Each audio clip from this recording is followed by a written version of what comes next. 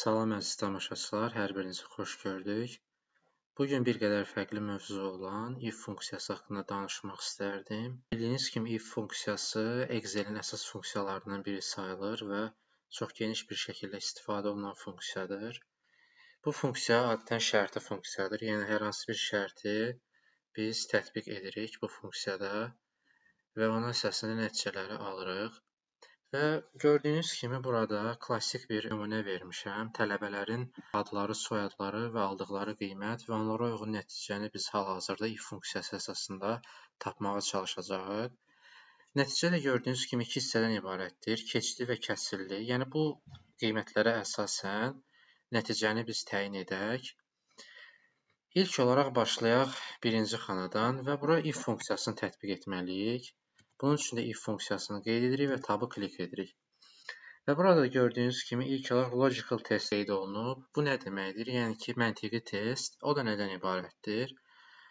İlk tələbənin Elvin Məmmədovun aldığı qiymət əgər 50-dən böyükdürsə, yəni 50 keçid balıdır və bundan böyükdürsə, bu zaman bizim nəticəmiz value if true, yəni əsas nəticəmiz keçdi olacaq.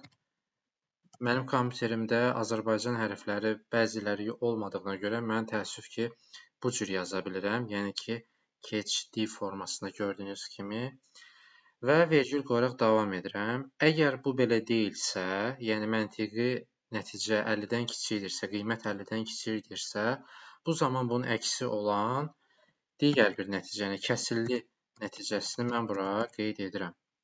Və bunu da dırnaq içərisində yazmağın məqsədi odur ki, xananın içində verilən bu belə deyim, yazılar tekst formatındadır və bunu da göstərmək üçün biz həmişə tekst formatını göstərmək üçün həmişə dırnaq işarəsindən istifadə etməliyik. Bunları yazdıq və mötərizəmizi bağlayıb enteri klik edirik. Və gördüyünüz kimi ilkin nəticəmiz keçdi oldu avtomatik olaraq. Nəyə görə? Çünki tələbənin qiyməti 50 baldan yuxarı qeyd olunub. 92 balla keçmişdir bu tələbə və digər xanalara da bu funksiyanı təyin etmək üçün biz burada 2 dəfə klik edirik sağ aşağı hissədən və avtomatik olaraq gördüyünüz kimi digər nəticələr də öz əksini burada tapmış olur. Və bununla biz baxaq, kəsilli olan tələbələrimiz 3 nəfər təşkil edir, 3 nəfər kəsilib, bura 3 qeyd edək. Və 15 tələbəmiz var, gördüyünüz kimi. Burada nəticə 15-dir və 12 nəfər isə imtahandan keçmiş sayılır. Deyə bilərsiniz ki, burada keçdi yaşıl rəngdə və kəsilli qırmızı rəngdədir. Bunu da biz bu cədvələ tərtib edə bilərikmi? Əlbəttə tərtib edə bilərik. Bunun üçün biz əlavə bir şərt olaraq conditional formattingdən istifadə edəcəyik. Bunun üçün nə edə bilərik biz? Nəticə olan hissə D xanasını, daha doğrusu D sütununu seçirik. Bunu belə qeyd etdik və burada yuxarıda Home tabında Conditional Formatting görürsünüz və bura klik edin. İlk olaraq Highlight Cell Rules var. Burada bir neçə seçim çıxır qarşımıza. Bunlar fərqli şərtlərdir. Bizə isə əsas burada lazım olan equal to, yəni ingilis dilində bunun çevirisi bərabərdir deməkdir. Equal to əmrini seçirik və burada biz gəlirik bura. Dediyimiz kimi bizim iki nəticəmiz var. Keçdi və kəsilli. İlk olaraq keçdi nəticəsini biz burada rəngləməyə çalışaq. Bunun üçün eyni ilə keçdi sözünü bura qeyd edirik və avtomatik gördüyünüz kimi burada rənglər dəyişmiş oldu. Amma adətən burada biz əgər yaşlı rəngdə vermək istəyiriksə, keçdi sözünü və biz burada rəngi dəyişə bilərik.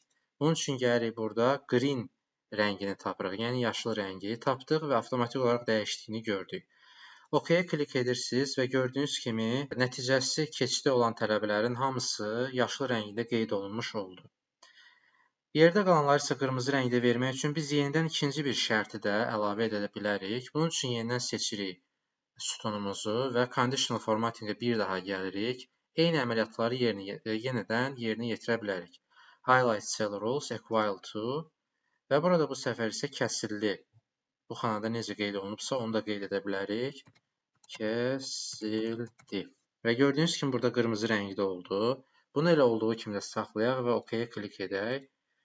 Gördüyünüz kimi Bizdə 3 nəfər kəsilmiş oldu və onların da avtomatik olaraq şərtə uyğun olaraq rəngləri dəyişdi burada.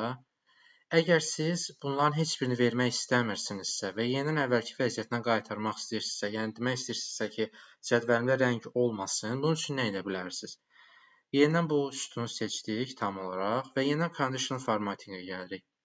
Burada gördüyünüz kimi clear rules var. Yəni mənası bunun şərtləri silmək deməkdir. İki seçim çıxır qarşımıza. Clear rules from selected cells, yəni ki, bu seçilən hissələrdə şərtləri silmək və yaxud da bütün sheetdə, yəni bütün bu səhifədə şərtləri silmək. Bizə isə yalnız burada şərtlər qeyd olunub. Ona görə də biz clear from selected cell qeyd edə bilərik. Bunu seçdikdə gördüyünüz kimi cədvəldə bütün rənglər silinir və əvvəlki vəziyyətinə qayıtmış oldu. Bugünkü videomuzun sonuna gəldik. Ümid edirəm ki, faydalı oldu hər birinizə. Əgər hər hansı bir sualınız olarsa, şərh bölməsinə qeyd etməyi unutmayın. Cədvəli isə şərh bölməsində hazır vəziyyətdə mən linkini paylaşacağam. Maraqlanan və istəyən şəxslər oradan girib cədvəli hazır şəkildə əldə edə bilərlər. İzlədiyiniz üçün təşəkkür edirəm. Kanala abunə olmağı və videonu like edib şərh yazmağı unutmayın. İzlədiyiniz üçün təşəkkürlər.